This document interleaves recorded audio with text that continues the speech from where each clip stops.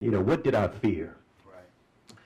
Well, I grew up on the south side of Chicago, so down the street from Paul King, probably around the corner from you, I think. So, and I say that proudly. I say that proudly because I didn't necessarily fear anything except the wrath of my parents, quite honestly, right? You know, did I experience some of the same things that some of the young men in the video experienced? Absolutely, right? Grew up in, I'll date myself, you know, the early 70s, 80s, southeast side, very segregated part of our city at that time.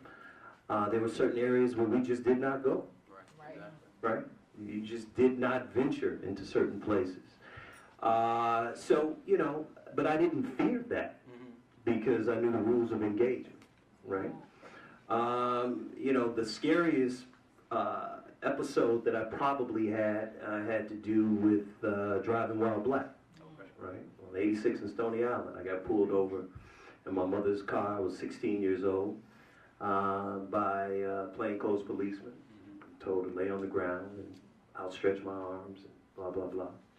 And it left a lasting impression on me, right? Because like many of these young men, I was articulate.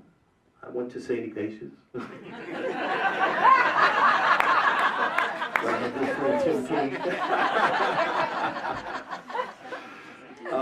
You know, I felt like, you know, I could navigate my way down the Dan Ryan through the various, you know, gang territories. I knew, you know, that. But it left a lasting impression because I realized that no matter where I went to high school or any of those things, how articulate I could be, I certainly was pulled over for a reason that I did not know. I was afraid because I did not know what would happen. Fortunately, things, you know, nothing happened. But, you know, I think that story is a story that many young black men and older men here in this audience have probably experienced one way or another. And I think the reality is that is a reality, right? And I think what the important lesson is about how to teach our young boys how to handle themselves in situations like that. And that's not always an easy conversation. It has to do with a lot of conversations that need to be had about how the world perceives you. There's an external way that you're perceived. How you internalize maybe some of the anger or fear that you may have at that moment.